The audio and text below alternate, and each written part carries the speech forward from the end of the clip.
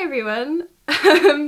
So for once I feel like I'm actually speaking to an audience of people because as I'm filming this I have 15,000 subscribers and now 2 million views on my anorexia to athlete video. I'm generally lost for like the past week. I just feel like I've had adrenaline go through my veins on a consistent basis because I am just so hyper. I really don't know what's going on, and for everyone that's taken the time to watch that very lengthy video and even comment and send me direct messages and go over to my Instagram and be so lovely in the comments there, I cannot thank you enough for your kind words and how wonderful you have been. Originally I was really skeptical about uploading the video because, you know, quite frankly, it shows me at my most vulnerable, at my smallest and at my most ill, and putting that on the internet for a lot of people to see, and now millions, literally millions of people to see, is extremely daunting. I'm so pleased because the awareness that it's brought, the comments, you know, people reaching out for help, but then also other people in the comments replying to those comments, and we've like made a community of people and we're like empowering each other and we're motivating each other and supporting each other. That's what I want to make. I want to make my social media platforms safe, encouraging and motivating, so if anyone's struggling, feel safe. And yeah, I just cannot thank everyone enough. I was asked quite a few videos. I was asked quite a few questions throughout the video. Some of them were quite repetitive, so instead of replying to each one individually, I thought I'd pop on here and answer the most frequent asked questions. The most frequently asked questions. I think the most frequent thing is how I coped with weight gain. I didn't, to be quite frank. The beginning of the weight gain process, I was so against it. It got to the point where I was actually water loading when I was being weighed. My assumption was, if they see my numbers gone up, they're just gonna let me be. And that wasn't the case because they ultimately saw that there was a huge spike. So I don't think I really actually coped with weight gain until about 3 months into recovery and 3 months of normal eating. I was still very much stuck in the anorexic mindset where I felt like I had to respond to this outside voice that was consistently telling me that I needed to lose such and such weight. So it was extremely difficult to almost flip the message and think of weight gain as a positive thing rather than thinking of it as something extremely daunting and something I should be ashamed of. And this one is like, if you go through my comments, there's hundreds of these ones. Didn't my parents notice? Of course they noticed. They were absolutely terrified for my life. It was about 2014, 2015, they began noticing my deterioration. They saw me every step of the way, but I was so determined and I was so stubborn almost that I needed to lose the weight, and I had this mentality that there was no other option. Of course they noticed and they gave me so much support and they supported me throughout, and they tried to help me, taking me to the hospital, taking me to the doctors, flying me home. I wasn't really allowing them to take away my achievements, and that achievement being my weekly weight loss goal.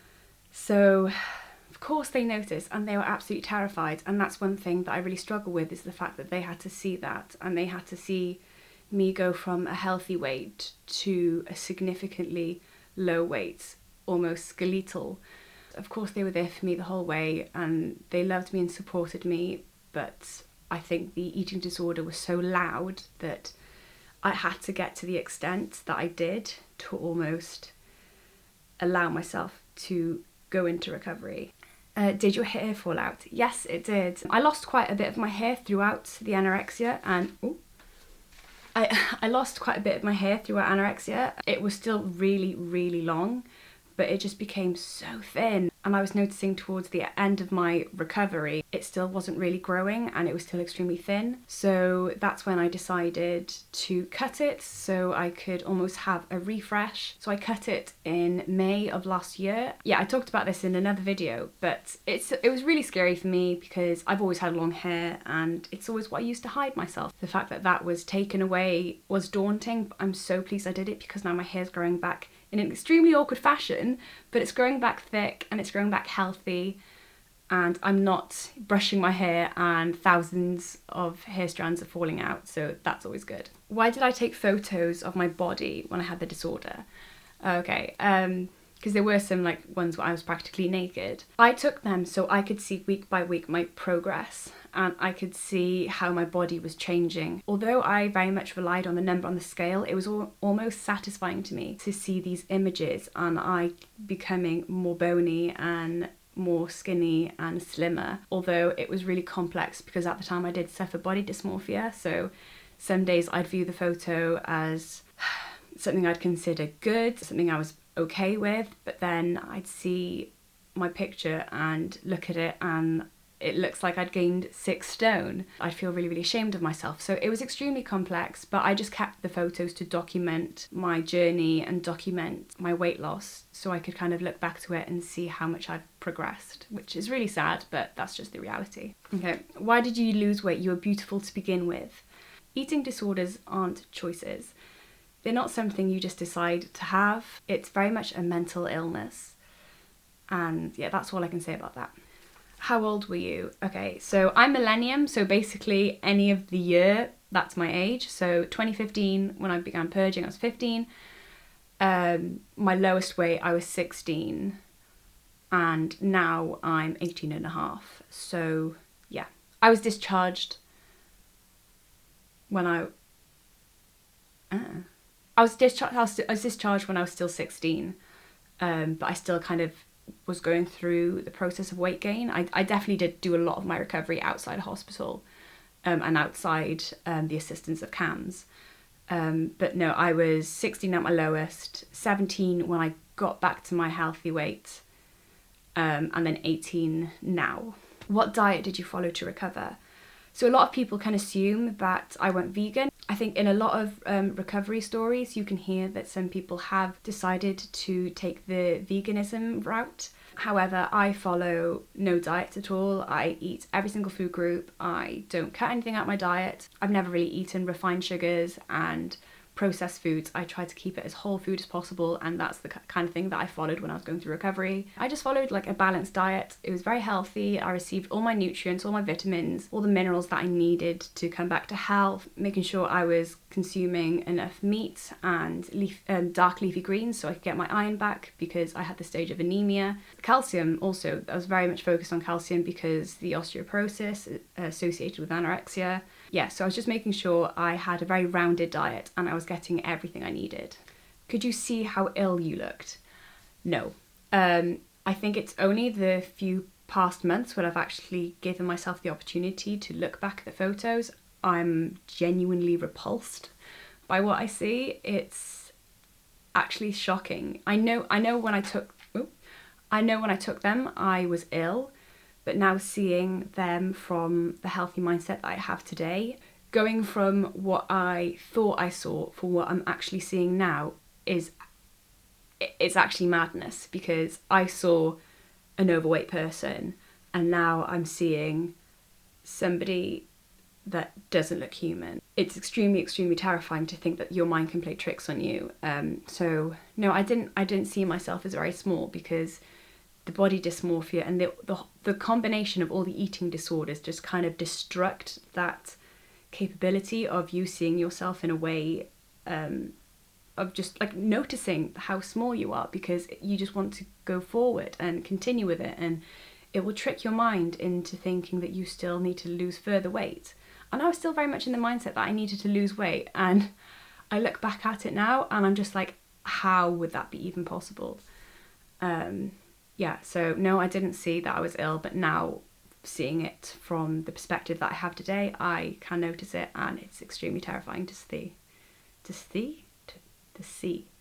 I was actually surprised when people didn't know this, but when you lose a significant amount of weight, you can actually lose your period. You know, it can also be associated with stress, but I'd always had inconsistent periods from when I was about 14. It was the beginning of the eating disorder, and despite the fact that I wasn't really losing a significant amount of weight at that time, I wasn't treating my body right, and I guess that's the body's reaction. I won't go into it in too much depth because, quite frankly, I'm not a medical professional and I don't really have the responsibility or any of the qualifications to actually speak about this. But no, I lost my period and I gained it back in December of 2016. It was actually the day before my school ball, and I was so annoyed about it, but I was so thrilled at the same time. Over the past 6 months now, it has become more consistent. How long did recovery take? For me and my journey, I don't feel like recovery has an end point. I feel like recovery is consistently ongoing, and it's something that I'll always fight and I'll always battle. It's not something that has just disappeared from my life now. I think I'll always have it because I've always got a bit of a subconscious mechanism. It's like when I go out for a meal at the restaurant, I'll always be a bit like,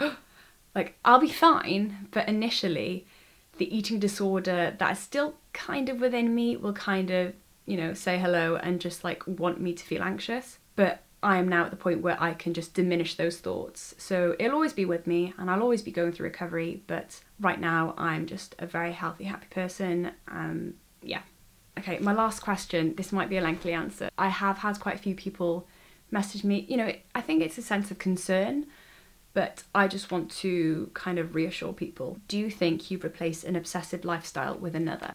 Not at all. Right now, I am the healthiest, happiest I've ever been. I live a life which is sustainable, realistic, and something that actually allows me to be who I am and love my body and respect my body. Although I now attend a gym, that doesn't mean that I now have an unhealthy relationship with my body. I go to the gym because it empowers me. I almost love the development and gaining strength. Being able to do another rep, being able to add another weight, being able to start my drop sets at a higher weight, being able to, I don't know, it's just those things. I've never attended a gym or started my lifestyle into fitness for aesthetics. That has never been the motive, and for me, that never will. And I can understand that can be the motivation for some people, but right now, my love of health and fitness relies around the social aspect, the general gist of loving my body and respecting my body and being able to challenge myself, and